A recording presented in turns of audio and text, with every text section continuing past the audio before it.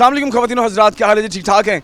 राना बॉबी की तरफ से, बनाम सरकार की टीम की तरफ से आप तमाम लोगों का बहुत शुक्रिया प्रोग्राम देखने का और फीडबैक देने का। ख़वातीन और हज़रात, जैसे कि मैं गुज़श्ता प्रोग्राम में भी शायद मैंने एक आदमी कहा होगा, भाई मौसम हो गया है गर्म और गर्मी अब आहिस्ता आहिस्ता बढ़ती चली जा रही है, इसलिए अपना बहुत ज़्यादा ख्याल रखें। स्पेशली जितना हो सकता है छाँव में रहें और पानी का इस्तेमाल जो है वो आप रोज़ाना की बेस पर ज़्यादा रखें, ठीक है। जितना आप पानी इंटेक करेंगे, जितना आप लिक्विड इंटेक करेंगे, उतना ही आपके लिए बेहतर होगा। जो बॉडी के अंदर पानी की कमी महसूस जो है वो नहीं होती और आप के जो होंठ खुश्क होते हैं, गला खुश्क होता है और हीट स्ट्रोक होने के भी खदशात होते हैं, उससे काफ़ी हद तक बचत रहती है।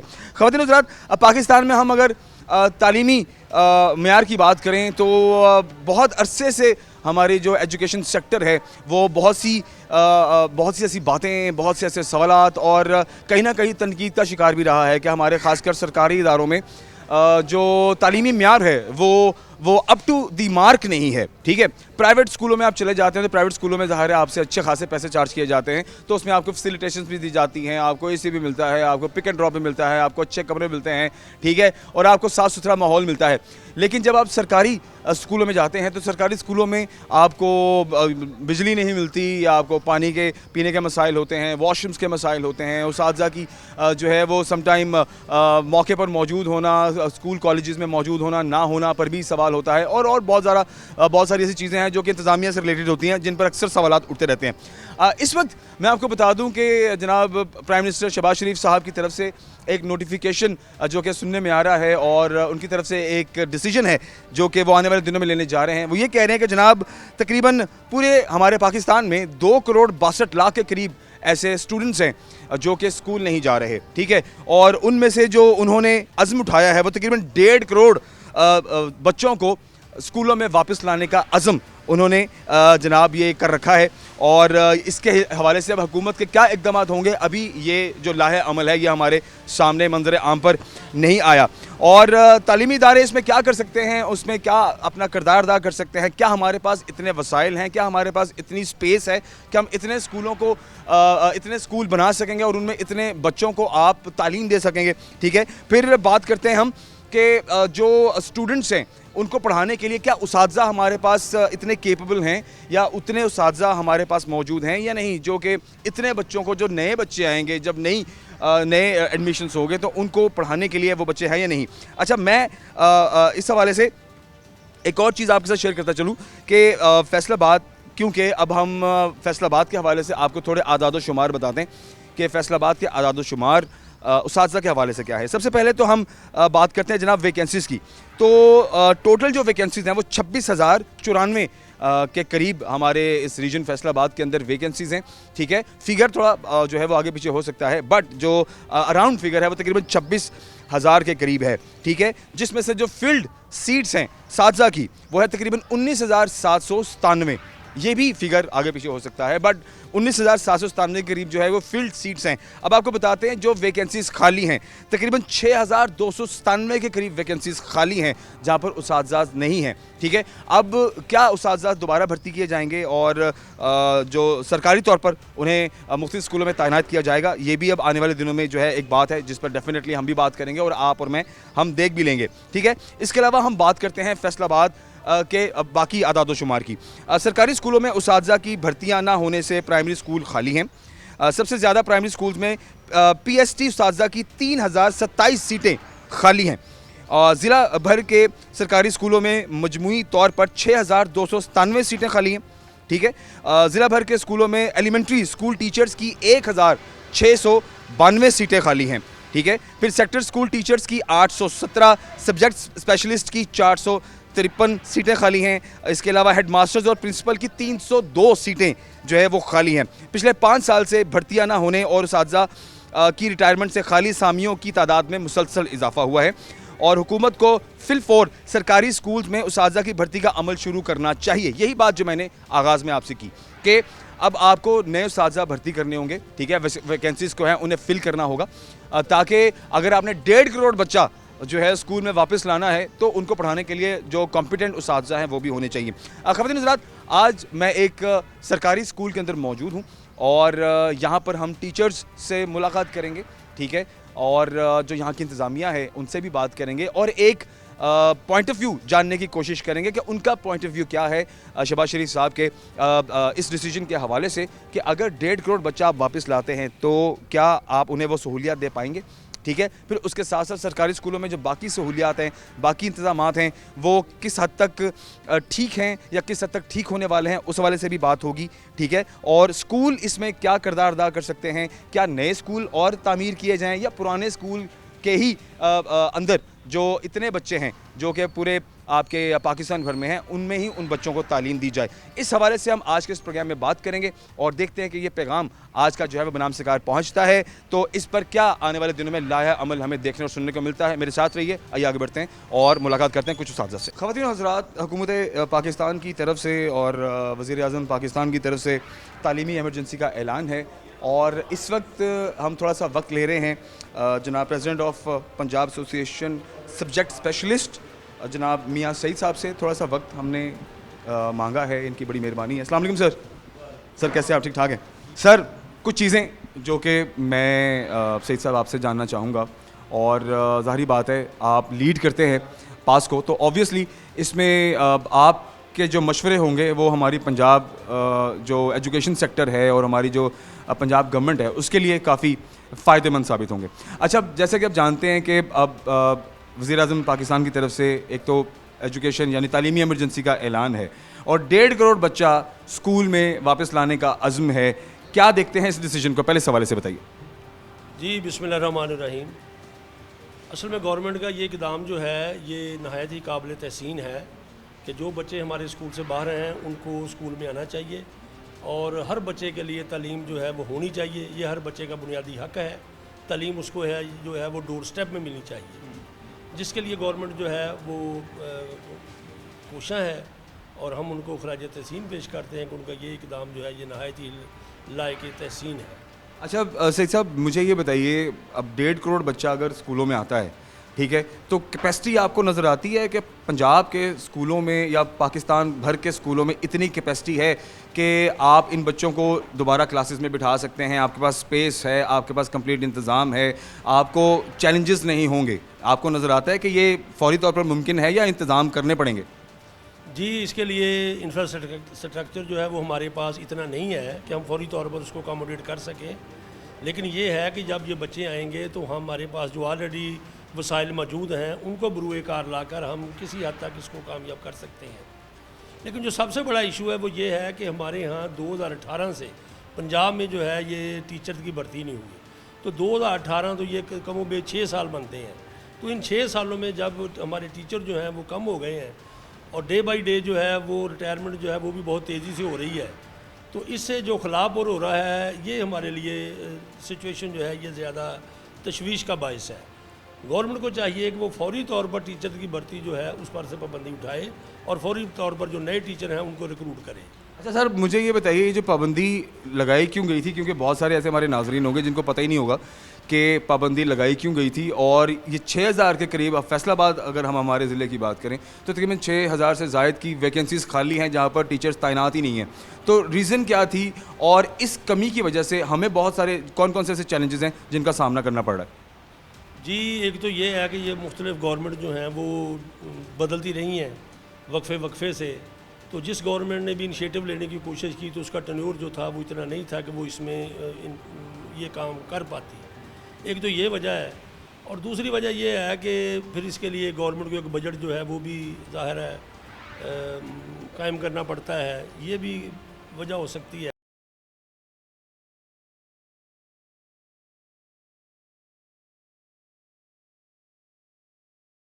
का मामला होते हैं जिसकी वजह से टीचर्स जो है वो ख़ुद भी इस शोबे में आते हुए अब सोचते हैं कि अब हालात बड़े मुश्किल हैं, तो इस शोबे से जो है वो किनारा कशी बेहतर है। क्या कहेंगे, क्या यही कहीं ना ये बात कहीं ना कहीं आपको सही लगती है? नहीं, तनख्वाहें जो हैं वो तो किसी हद तक ठीक है और जो एक बंदा बेरोज़गार है उसके लिए जो टीचर पैकेज है वो काफ़ी हद तक शानदार है, अगरचे उसमें मज़ीद जो बेहतरी की जो है वो भी गुंजाइश बाकी है कि टीचर की तनख्वाहें जो हैं वो महंगाई के तनासब से उतनी नहीं बढ़ रही जितनी बढ़नी चाहिए।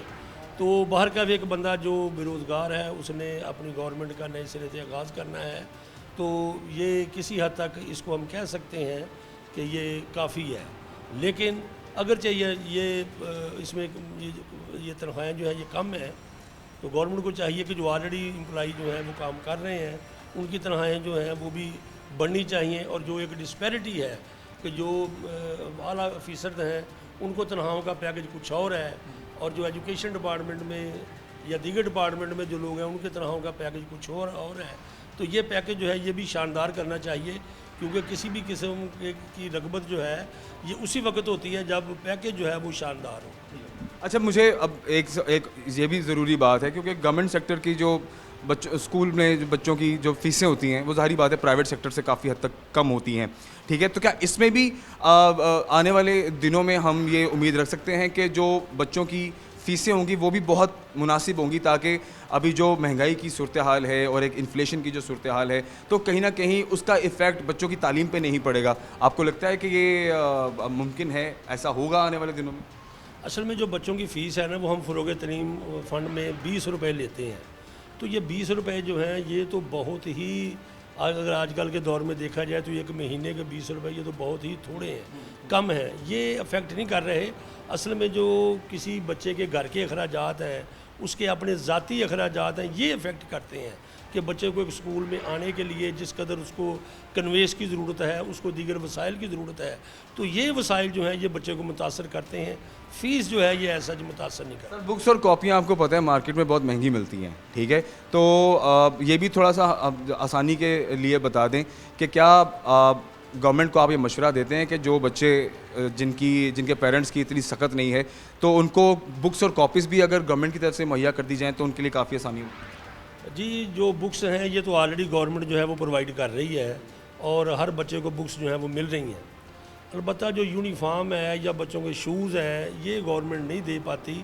तो ये भी अगर गवर्नमेंट ये इनिशिएटिव भी ले कि बच्चों को स्कूल में उनका जो खर्च वगैरह है वो भी उनको मिले, और उनको यूनिफॉर्म और उनको जो उनके शूज़ वगैरह हैं या उसकी जो बच्चे की जो बुनियादी दीगर ज़रूरियात है वो भी स्कूल साइड पे उसकी जो है उसको पूरा करना जो है वो ज़रूरी है। चलें, मैं आखिरी बात आपसे जानना चाहूँगा, आपके वक्त का बहुत शुक्रिया। आपको क्या लगता है कि अब डिसीजन तो पीएम साहब ने ले लिया है, सोच लिया है कि ये करना है, या आपको कब तक मुमकिन होता नज़र आता है जो इंतज़ाम ओवरऑल हमें पाकिस्तान भर में अपने एजुकेशन सेक्टर का नज़र आता है उसमें कब तक, कहाँ तक आपको उम्मीद लगती है ये मुमकिन होने की? देखें जी, अगर रिक्रूटमेंट का गवर्नमेंट आज भी इश्तहार दे तो ये 1 माह में भर्ती हो सकती है। हमारे ऑफिसर जो हैं हमारे ऑलरेडी जो मुलाजमीन हैं जो भर्ती से मुतल्लिक़ हैं वो मौजूद हैं, तो ये कोई इतना बड़ा इशू नहीं है। ये एक माह में ये सारा काम जो है मेरिट पे टीचर जो है वो भर्ती हो सकते हैं। फ़र्क सिर्फ ये है कि गवर्नमेंट को के इनिशिएटिव लेने की जो है ये ज़रूरत है। ये CM लेवल के हमारे जो ऑनरेबल मिनिस्टर हैं राना सिकंदर हयात साहब, उनके हमारे सेक्रेटरी एजुकेशन जो है उनके इनिशिएटिव लेने की बात है। अदरवाइज ये काम जो ये महीने 1.5 महीने में रिक्रूटमेंट वाला जो है ये मुकम्मल हो सकता है। बहुत शुक्रिया सईद साहब आपके कीमती वक्त का। ख़वातीन हज़रात, सईद साहब के मुताबिक भी ऑब्वियसली ये एक ऐसा मशवरा है जो कि हुकूमत तक पहुंचना बहुत ज़रूरी है। हमारी जो एजुकेशन सेक्टर को जो लीड करते हैं उन तक पहुंचना बहुत ज़रूरी है कि चैलेंजेस तो हैं, ठीक है। गवर्नमेंट सेक्टर में आपको पता है कि कभी कभी हमें थोड़े बहुत चैलेंजेस का सामना करना पड़ता है, लेकिन रिक्रूटमेंट बहुत इंपॉर्टेंट है। और रिक्रूटमेंट में डेफिनेटली जब आप भर्तियां चाहें तो 1 महीने के अंदर भर्तियां हो सकती हैं। उसातिज़ा जो कॉम्पिटेंट उसातिज़ा हैं, ठीक है, आप उन्हें चुनें और उन्हें तैनात करें स्कूलों में, और उसके बाद बच्चों को लेकर आना बहुत आसान हो। बात करते हैं हम डिसीजंस की, तो पंजाब गवर्नमेंट का ये एक हमेशा से आपको पता है कि एक थोड़ा सा वतीरा रहा है, और हम माजी में कुछ ऐसे एक्सपीरियंसेस भी कर चुके हैं कि डिसीजंस तो ले लिए जाते हैं, लेकिन उन डिसीजंस को पूरा करने के लिए क्या आपके पास मुकम्मल इंतज़ामात मौजूद हैं, इस पर जो है वो काम ज़रा कम ही देखने को मिलता है। जैसे कि गुज़श्ता दिनों में अगर हम रमज़ान की बात करें तो रमज़ान पैकेज में बहुत सारे लोगों को मुश्किलात का सामना करना पड़ा, ठीक है। फिर साफ़ सुथरा पंजाब मुहिम शुरू हुई, वो भी तकरीबन फेल अगर कहा जाए तो गलत नहीं होगा, ठीक है। उस पर भी बहुत ज़्यादा लोगों के एतराज़ात और अवामी जो रद्द-ए-अमल है वो बहुत नेगेटिव हमें जो है वो रिसीव हुआ है, ठीक है। अब हम इस डिसीजन की बात करते हैं शहबाज शरीफ साहब के कि तकरीबन 1.5 करोड़ बच्चों को वापस लाना है, ठीक है। 2 करोड़ 62 लाख के करीब ऐसा बच्चा है जो कि अनएजुकेटेड है, जो कि एजुकेशन नहीं ले रहा है। और अगर आप इतने ज़्यादा बच्चों को वापस लाते हैं तो क्या आपके जो स्कूल हैं, आपके जो तालीमी इदारे हैं, क्या वो इतने इतने केपेबल हैं कि वहाँ पर आप इतने बच्चों को केटर कर सकते हैं और उन्हें तालीम दे सकते हैं? अच्छा, इसमें एक और चीज़ भी है कि जब आप इंतज़ामात की बात करते हैं तो इसमें बहुत ज़्यादा चैलेंजेस भी हैं जो कि स्कूल और उसातिज़ा को और इंतज़ामिया को देखने के और सुनने को मिलेंगे आने वाले दिनों में। ऑब्वियसली जब हम बात करेंगे तो हमें बहुत सारी ऐसी चीज़ें भी हैं जो सुनने और देखने को मिलेंगी जो कि शायद आप और मैं अभी नहीं जानते, क्योंकि कहते हैं ना कि दूर के ढोल जो है वो सुहाने होते हैं। तो अभी फ़िलहाल हमें एक चीज़ बता दी गई है और ये चीज़ देखने में तो सुनने में तो बहुत अच्छी लग रही है कि चलो हमारे इस मुल्क का वो जो अनपढ़ बच्चा है या वो बच्चा जो अनएजुकेटेड है या वो बच्चा जो स्कूल नहीं जा पा रहा किसी भी वजह से, ऑब्वियसली हम जानते हैं कि सम टाइम पेरेंट्स जो हैं वो अफोर्ड नहीं कर पाते। हालात और वाक़यात इतने मुश्किल हैं कि बच्चों की पढ़ाई अफोर्ड करना जो एक मिडिल क्लास बंदा है उसके लिए बहुत मुश्किल है। तो जो बेचारा उससे लोअर क्लास में है या लोअर मिडिल है उसके लिए तो ना होने के या ना जो है इसको अफोर्ड करने के बराबर की बात है। ठीक है, अब ये सारे चैलेंजेस हैं जो कि आने वाले दिनों में देखने को मिलेंगे हमारी पंजाब गवर्नमेंट को और ऑफ कोर्स एजुकेशन सेक्टर को। तो शहबाज शरीफ साहब ने अगर ये डिसीजन सोचा है, लिया है, तो अब इसके इंतज़ामात को किस तरह से वो कंप्लीट करेंगे, ठीक है, ये भी एक बात है। और इसमें कंसर्न्स होंगे डेफिनेटली फैसलाबाद की इंतज़ामिया के, इसमें कंसर्न्स होंगे, ठीक है, सरकारी स्कूल में जो टीचर्स हैं उनके कंसर्न्स होंगे, ठीक है। और ऑब्वियसली इससे कहीं ना कहीं हमें जो पॉजिटिव वाइब भी मिलेगी और अच्छे मशवरे मिलेंगे जो कि डेफिनेटली हम चाहेंगे कि हम हमारी हुकूमत तक पहुँचाएँ, हम फैसलाबाद की इंतज़ामिया तक पहुँचाएँ, ताकि अगर इस डिसीजन को आपने अगर अमली जामा पहनाना भी है तो आप उससे तैयार मेंटली तौर पर तैयार हों। ठीक है, आइए अंदर चलते हैं और टीचर्स वगैरह से मुलाकात।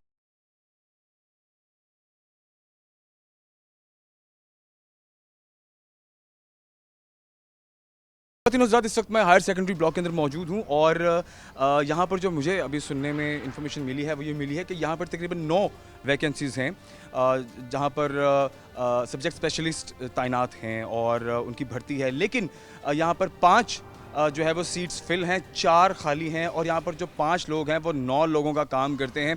कितना मुश्किल होगा इस हवाले से बात करते हैं। हमारे साथ ग्रेड 17 के सब्जेक्ट स्पेशलिस्ट मौजूद हैं, आमिर भट्टू साहब, और इनसे भी बात करने का मकसद मेरा यही है, इनका कंसर्न क्या है इस सारे इनिशिएटिव को लेके, इस सारी सोच को लेके, इस डिसीजन को लेके जो कि पीएम साहब ने लिया है, और इनके नज़दीक कौन कौन से चैलेंजेस हैं जिनका हमें आने वाले वक्त में सामना करना पड़ सकता है। अस्सलाम वालेकुम भाई। वालेकुम सलाम जी, बहुत शुक्रिया।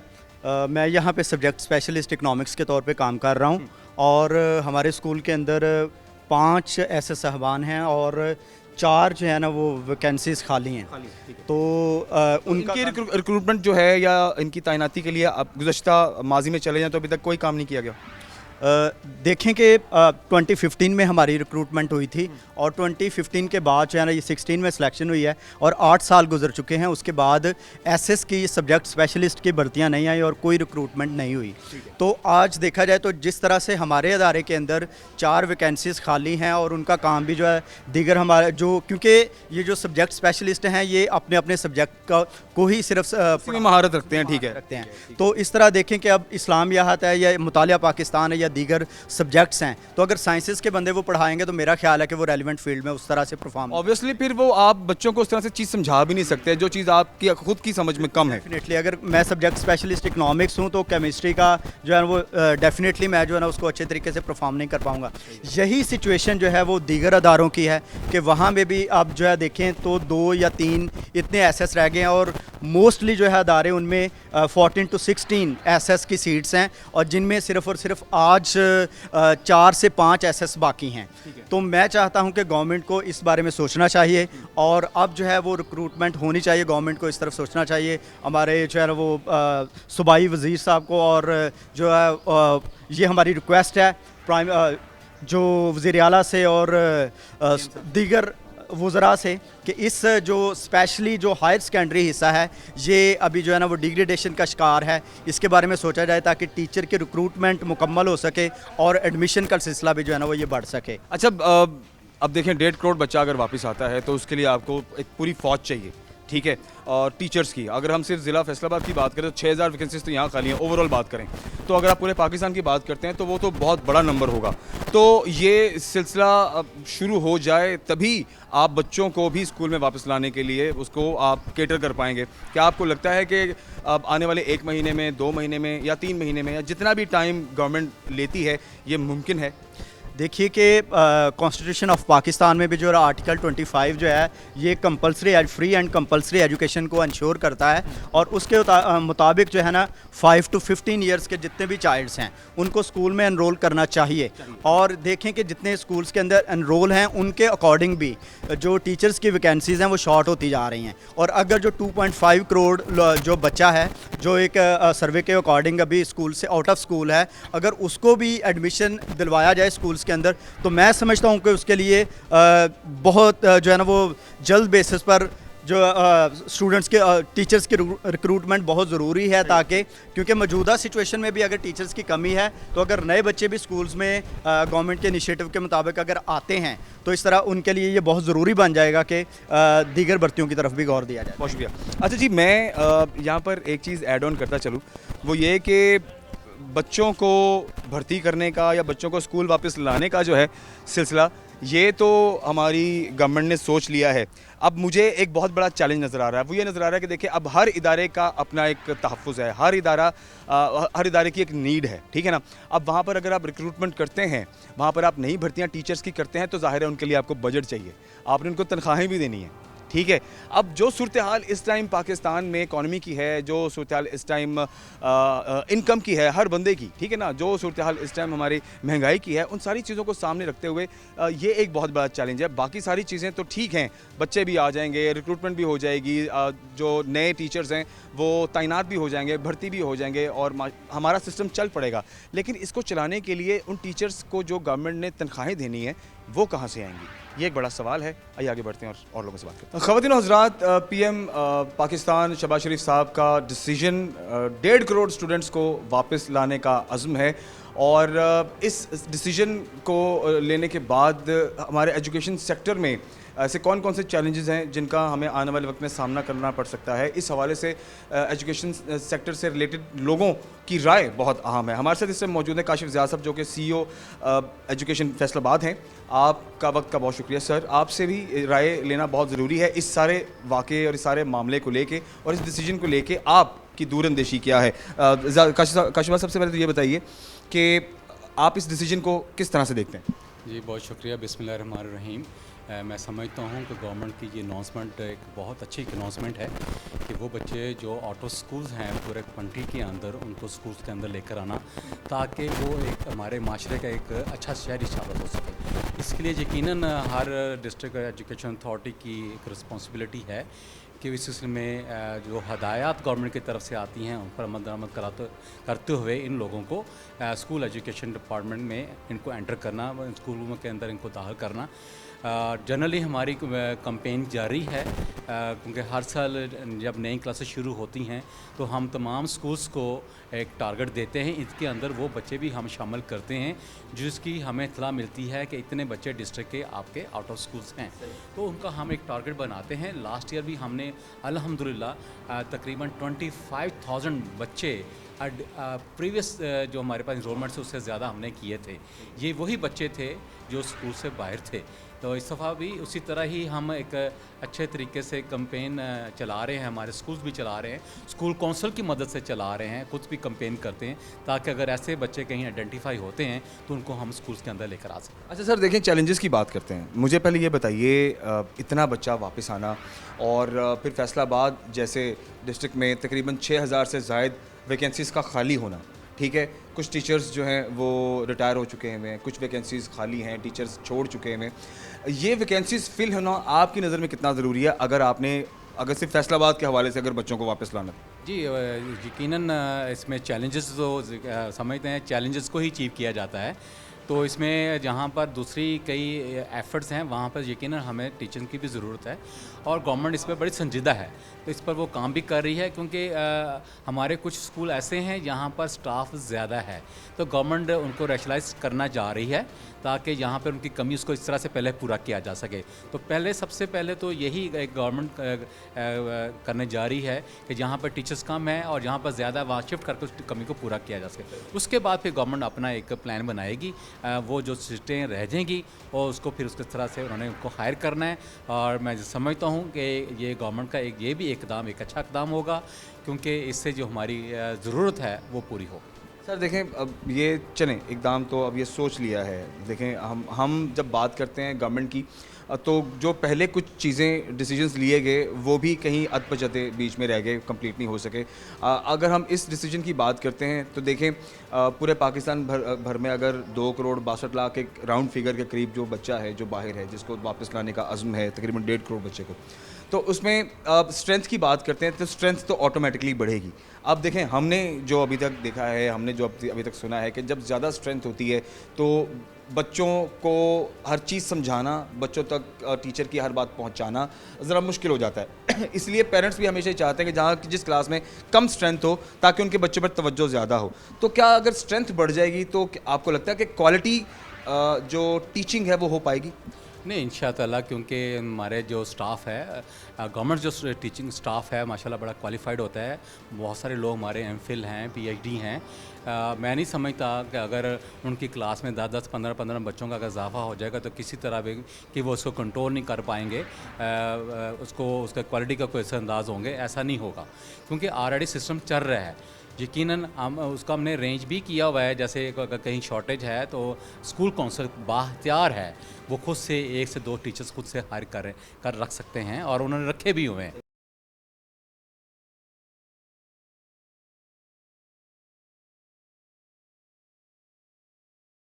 मैं बात करूंगा गवर्नमेंट सेक्टर के बारे में। हमारे यहाँ माशरे में जो बात की जाती है वो ये की जाती है कि टीचर्स जो हैं वो आते हैं, खाना पूरी करते हैं, टीचर्स आते हैं, अपना टाइम पूरा करते हैं, और उसके बाद वो कई टीचर्स तो आते भी नहीं हैं, ठीक है, उनकी हाज़िरी भी लग जाती है। तो गवर्नमेंट सेक्टर में बच्चों की पढ़ाई का जो म्यार है वो नहीं है जो प्राइवेट सेक्टर में। प्राइवेट सेक्टर क्योंकि पैसे चार्ज ज़्यादा लेता है, इसलिए वो पेरेंट्स भी जो है वो ज़िम्मेदाराना तरीके से स्कूल से सवाल जवाब भी करते हैं। गवर्नमेंट सेक्टर में अब मैं, क्योंकि अब ओवरऑल बात हो रही है, हमारे एजुकेशन सिस्टम की बात हो रही है, तो मैं चाहता हूँ कि आज के दौर में हम कहाँ स्टैंड करते हैं। क्या आज भी हमारा गवर्नमेंट सेक्टर जो है, अगर जो एजुकेशन सिस्टम है आज भी लैक कर रहा है कुछ चीज़ों में, या हम अब काफ़ी हद तक बेहतर हो चुके हैं? हम अपने बच्चों को, अगर मैं अपने बच्चों को पढ़ाना चाहूँ तो मैं प्रेफर करूँ कहा गवर्नमेंट स्कूल में पढ़ा दो, उतने ही कॉम्पिटेंट टीचर मिलेंगे जितने प्राइवेट सेक्टर में आपको मिलते हैं। आप किसी भी हमारे अच्छे स्कूल में चले जाएं, जो बड़े स्कूल्स हैं, आपको वहाँ पर एडमिशन की गुंजाइश नहीं है, इतना हमारे पास एडमिशन है। इसका मतलब पेरेंट्स हम पर एतमाद करते हैं तो अपने बच्चों को भेजते हैं। मेरे पास इंफॉर्मेशन मिलती है कि हमें और कमरे चाहिए, हमारे पास इतना एडमिशन है कि हमारे पास बैठाने की जगह नहीं है। तो ये जो बात कहते हैं क्वालिटी की, अल्हम्दुलिल्लाह हमारे अदारे बहुत अच्छा काम कर रहे हैं, जो हमारे हेड्स हैं बहुत अच्छा काम कर रहे हैं। और पोजीशंस देखें किसकी आती हैं, हमारे गवर्नमेंट स्कूल्स की पोजीशन आती है हमेशा बोर्ड्स के अंदर, तो इसका मतलब कि हम क्वालिटी की एजुकेशन दे रहे हैं। दूसरी जो बात आपने की है प्राइवेट सेक्टर की, वहाँ पर वो उनके पास जो सिस्टम है वो एक बड़ा नैरो स्पैन सिस्टम है। लेकिन सबसे बड़ी अहम बात यह है कि वहाँ हमारे पास जो बच्चे दाखिल होते हैं वो उन पेरेंट्स के दाखिल होते हैं जो ज़्यादा अपने बच्चों में फोकस नहीं करते, वो सारा का सारा लाए करते हैं हमारे टीचर्स पर। हम ये कहते हैं कि वो हमारे साथ कोऑपरेट करें, हमारे साथ मीटिंग करें, जब हमारे स्कूल पेरेंट्स को बुलाते हैं उसमें आएँ, ताकि वो बच्चों के बारे में डिस्कस करें। और ये मैं चेंज देख रहा हूँ पिछले चंद सालों से, पेरेंट्स जो बच्चे जो वालदैन हैं वो अब ज़्यादा जब स्कूल वाले बुलाते हैं तो आते हैं। लेकिन क्यों, जैसे आप जानते हैं कि हमारे पास ज़्यादा बच्चे लेबर तबके के आते हैं, उनकी अपनी कुछ मजबूरियाँ, उतना फोकस अपने बच्चों पर नहीं वो कर पाते जितना उनको करना चाहिए। एज़ कम्पेयर टू जो आप प्राइवेट की बात की है, वहाँ पेरेंट्स जो हैं वो बड़ा फोकस करते हैं बच्चों पर। जब ये जिन अदारों के अंदर बच्चे पढ़ते हैं जिनके पेरेंट्स फोकस करते हैं, उसका एक्स्ट्रा ऑर्डिनरी रिजल्ट है। अच्छा सर, इसमें कहीं ये वजह तो नहीं लगती कि प्राइवेट सेक्टर में अगर मैं 2,000, 3,000 या 5,000 किसी अपने बच्चे का अगर उसका माहाना उसकी फ़ीस अगर पे करता हूँ तो मैं ज़्यादा कंसर्न्ड हूँ क्योंकि मैं पे करता हूँ। तो गवर्नमेंट सेक्टर में क्योंकि एक तो ज़ाहिरी बात है जो पर मंथ होता है, वो भी फीस भी कम होती है, ठीक है। और फिर जब आप सहूलियात की बात करते हैं तो बेसिक सहूलियात तो होती हैं, लेकिन जो प्राइवेट सेक्टर में सहूलियात होती हैं वो उस तरह से मुयस्सर नहीं होती। क्या आपको लगता है कि गवर्नमेंट सेक्टर में अगर पीटीएम नहीं होता या पेरेंट्स इतने कंसर्न शो नहीं करते तो उसके पीछे शायद ये भी रीज़न हो सकता है कि वो सब इतना खर्चा लगाते हैं, कहते हैं ठीक है बच्चे जा रहे हैं, बस पढ़ रहे हैं तो पढ़ रहे हैं? नहीं, ऐसी बात नहीं है। जो वही बात है, जो जिनके पेरेंट्स जो हैं वो एजुकेशन को समझते हैं कि ये बच्चों के बारे में अगर बेहतरी चाहते हैं तो वो ज़रूर हमारे स्कूल आते हैं। दूसरी आपने बात की सहूलियात की, जितनी गवर्नमेंट्स अदारों के अंदर सहूलियात है, किसी प्राइवेट सेक्टर के अंदर सहूलियात नहीं है। हमारे तमाम के तमाम बड़े बड़े स्कूल्स हैं, उनका प्रॉपर प्ले ग्राउंड है, उनके पास तमाम फैसिलिटीज़ हैं, कमरे उनके पास प्रॉपर हैं और कोई मिसिंग फैसिलिटी नहीं है। जबकि जो आपका प्राइवेट स्कूल हैं, चंद स्कूल को छोड़कर बाकी जितने वो तो एक कोठियों में बने हुए हैं, उनके पास तो वो इतनी मैं समझता हूँ फैसिलिटी नहीं है जितनी हमारे अदारोों के अंदर है। प्लस जितना क्वालिफाइड स्टाफ हमारे पास है प्राइवेट सेक्टर के अंदर वो नहीं होता। अच्छा सर, मैं अब ओवरऑल हम बात करते हैं स्ट्रेंथ की, तो फैसलाबाद में अगर हम आने वाले वक्त में देखते हैं कि चलें अगर ये डिसीजन हमें आने वाले वक्त में दिखाई देता है कि ये अब इस पर काम हो रहा है, बच्चे वापस आना शुरू हो गए हैं, बच्चे जो नहीं भी स्कूल आ रहे थे उनको भी अब स्कूल्स में ले आए हैं, ठीक है, नए टीचर्स की भर्तियां भी हो गई हैं, तो स्ट्रेंथ इतनी केटर कर सकता है फैसलाबाद, या आपको लगता है कि नए इदारे खोलना, नई जगह लेना गवर्नमेंट की और वहाँ पर स्कूल तामीर करना ज़रूरी है? हाँ जी, इसमें मैं समझता हूँ कि गवर्नमेंट ये इस्टेब्लिशमेंट और न्यू स्कूल तो हर जगह उसकी गुंजाइश रहती है जिन एरिया में। बाकी ये है कि अगर ये जो हमारी इनरोलमेंट है लास्ट ईयर हमारी पूरे पंजाब में सबसे ज़्यादा फैसलाबाद की इनरोलमेंट थी, तकरीबन 8,75,000, ठीक है। और अल्हम्दुलिल्लाह कोई इशू नहीं है हमारे पास तमाम बेसिक फैसिलिटीज़ अवेलेबल हैं। अगर कहीं से अगर हमें कोई ऐसा पता चलता है किसी को फर्नीचर की ज़रूरत है तो हम गवर्नमेंट जो है उसको फ़ौरन प्रोवाइड कर देती है। और अगर ये हमारे पास 25-30 हज़ार स्टूडेंट अगर नए इसके अंदर इनरोल हो जाते हैं तो इसमें कोई इशू नहीं है, यानी वो इजीली केटर हो सकते हैं? ईज़िली है, कोई इशू नहीं है। बाकी गवर्नमेंट चाहिए यहाँ पर कि जिन इलाकों के अंदर कोई डिस्टेंस वाइज अगर स्कूल दूर हैं, स्पेशली मैं कहूँगा बच्चियों के, तो वहाँ ज़रूर नए स्कूल बनने चाहिए। और हमारे पास इन्फॉर्मेशन आई है और हमने गवर्नमेंट को इन्फॉर्म भी कर दिया है कि इन इलाकों के अंदर नए स्कूल की ज़रूरत है जी। क्योंकि ज़ाहिर बात शहर के करीब करीब तो आपको मिल जाए, लेकिन आप शहर से थोड़ा सा बाहर निकलते हैं तो वहाँ पर बच्चों के अलग अलग स्कूल होना बहुत ज़रूरी है। ये नए स्कूल की फॉर्मेशन जो है ना उसके लिए वो हमने स्कूल एजुकेशन डिपार्टमेंट को भेजी हैं और उसके लिए कुछ कंडीशंस होती हैं कि जो गवर्नमेंट की स्टेट हो एजुकेशन डिपार्टमेंट को अगर वो हो अवेलेबल हो तो हम उसकी ऐसे नहीं भिजवा देते। सर अब मैं एक आध आपसे लास्ट बात पूछूंगा, चैलेंजेस मुझे बताइए इंतज़ामिया से, हम जो अपने चैलेंजेस जो हमें आने वाले दिनों में इस डिसीजन को लेकर आपको लगता है कि हमें फेस करने पड़ेंगे, वो ज़रा प्लीज़ हमें बताइए ताकि उस पर बर वक्त काम हो सके। चैलेंजेस ऐसा तो वो साथ वेरी करते रहते हैं, लेकिन इस वक्त सबसे ज़्यादा जो मैं समझता हूँ जो चैलेंज है वो हमारे जो रिटायर्ड टीचर्स हैं जिनका लीव इन कैशमेंट का पेमेंट्स रहती हैं या जो इन सर्विस जिनकी डेथ हो गई है, फाइनेंशियल असिस्टेंस रह गए हैं रहती है, क्योंकि मिनिस्टर साहब आए थे तो उनको भी मैंने पूरी इसमें ब्रीफिंग दी थी कि हमें तकरीबन 40 करोड़ रुपये चाहिए ताकि हम जो टीचर हमारे जिसने 60 साल इस अदारे को दिए हैं, सर्विस दी है, अब उसका राइट बनता है उसको टाइमली उसकी पेमेंट की जाए। तो एक वो हमें है, बहरहाल उसमें हमारी हम फाइनेंस डिपार्टमेंट से मसलसल रब्ते में रहते हैं और अल्हम्दुलिल्लाह सबसे ज़्यादा इसमें भी हमें कामयाबी मिली और हमने लाहौर से जाकर बजट्स भी इसका सब्जेक्ट हम डलवाया और अब हम तकरीबन हम 2022 है उस वक्त जो टीचर्स रिटायर हुए थे उनको हमने क्लियर कर दिया है। फर्दर के लिए हमने बजट डिमांड कर लिया है, जैसे आता है वो ये कि में हमारा चैलेंज है। बाकी जो हमारे इन सर्विस जिनकी डेथ हुई हैं टीचर्स की, उनकी OSD पोस्ट हैं, अल्हम्दुलिल्लाह मोर देन 100 मेरे टर्नओवर में अंदर उनकी सैंक्शन आ चुकी हैं। बाकी यूटिलिटीज़ के माध्यम में, क्योंकि जैसे आप जानते हैं इलेक्ट्रिसिटी बिल्स जो हैं बहुत ज़्यादा बढ़ गए हैं, इसके साथ साथ ये कमर्शलाइज भी हो गए हैं, तो अदारों को इस वक्त जो सबसे बड़ा जो चैलेंज है वो यूटिलिटीज़ बिल के बारे में। बहरहाल उसको भी हम अपने बजट में मैनेज कर रहे हैं, जो हमारे पास बजट है उसमें से हम बड़े बड़े स्कूल जिनके बिल्स ज़्यादा हैं वो हम अपने बजट में से उनको दे रहे हैं।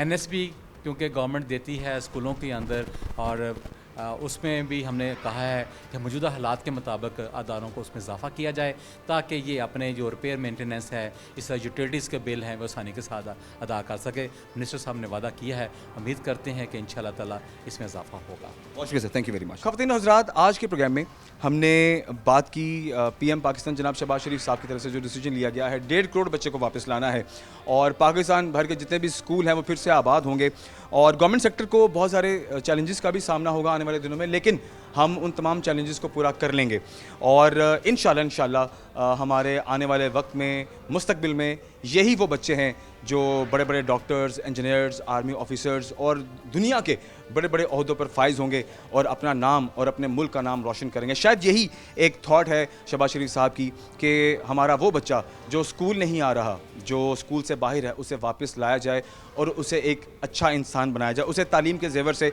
उसे वो तमाम से चीज़ें दी जाएं जो शायद एक तालीम ही दे सकती है। और मुझे पूरी उम्मीद है कि ये डिसीजन इंशाल्लाह हमें अमली जामा पहनता हुआ दिखाई देगा और हम खुश होंगे कि हमारे बच्चे अपने स्कूलों में वापस जाएंगे और हमारे स्कूल फिर से आबाद होंगे। और जो चैलेंजेस हैं इसकी भी पूरी उम्मीद है कि ये चैलेंजेस भी हमें आने वाले वक्त में गवर्नमेंट जो है वो पूरा कर देगी। सो पूरी उम्मीद के साथ आगे बढ़ते हैं। अपना बहुत सारा ख्याल रखिए। इंशाल्लाह अगले प्रोग्राम में हाजिर होते हैं। देखते रहिए प्रोग्राम बनाम सरकार। इजाज़त दीजिए। अल्लाह।